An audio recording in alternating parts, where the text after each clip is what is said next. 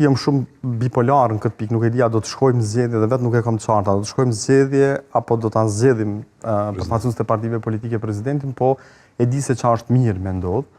Dhe mirë është të mos me shku vendin zgjedhje, po forcat politike pozitare, opozitare me u marrë vesh dhe me gjetë një kandidat që kësh me përfaqësu Kosovën në pozitën e presidentit të Kosovës. Edhe menoj se kishte me qenë mirë që ai mos me qenë pjesëtari as një partije politike, as i afilium me as njënën prej partive politike. Edhe këtu mendoj që edhe vetëvendosja si parti politike në pushtet, po edhe partitë politike opozitare duhet të heqin dorë prej pretendimit tyre se presidenti duhet me u taku atyne.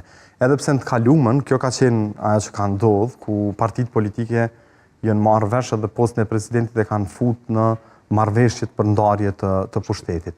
Po presidenti i Kosovës tani, po themi që një subjekt politik opozitar përfshihet në qeveri me vullnet e dyja subjektet. Jo, menoj që po themi një marrëveshje klasike. Jo, menoj që nuk duhet me ndodh kështu. Mas miri kishte me qenë që partitë politike të gjitha me u marrë vesh dhe me gjetë një kandidat konsensual që vjen prej shoqërisë civile, prej botës akademike, prej institucioneve të ndryshme shkencore ose çfarë diun, prej një kandidat i cili e përfaqëson unitetin e popullit, po jo vetëm e përfaqëson unitetin e popullit, po një kandidat edhe që e përfaqëson denjësisht vendin në marrëdhëniet ndërkombëtare. Kishte me qenë katastrofë nëse kishte me shku vendin zgjedhje. Prap për arsye se prap kishim me pas bllokadë, edhe nëse kishim me shku në zgjedhje, rezultati kishte me qenë pak a shumë kyç. Mendoj që pak a shumë pavarësisht faktorit. Po ndoshta nuk është 51%. Jo sa Osmani që se situata është pak më ndryshe. Gjasat janë të vogla që me pas rritjet vetëvendosjes prej 51.1% me pas rritje, kjo nuk mundet me ndodh.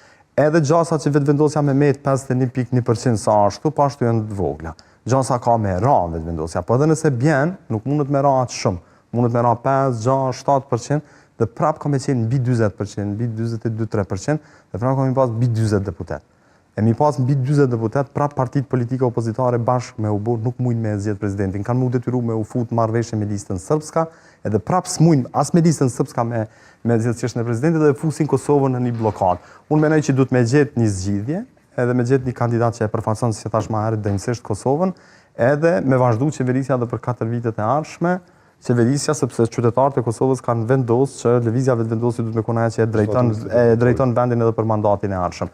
Dhe partitë politike opozitare duhet me u reformu edhe me ndru komplet çësjen, jo me bë opozit përmes sharjeve, shpifjeve, fyrjeve, etiketimeve, po me bë opozit në bazë të programeve, të ideve edhe të personaliteteve që i përfaqësojnë politikën e partive të caktuara politike. Zoti Shkëlzengashi, falenderoj shumë që ishe sot në studion kënd debatit. Faleminderit shumë edhe për juve për ftesën edhe për mundësinë për me sqaru një mori gjanash.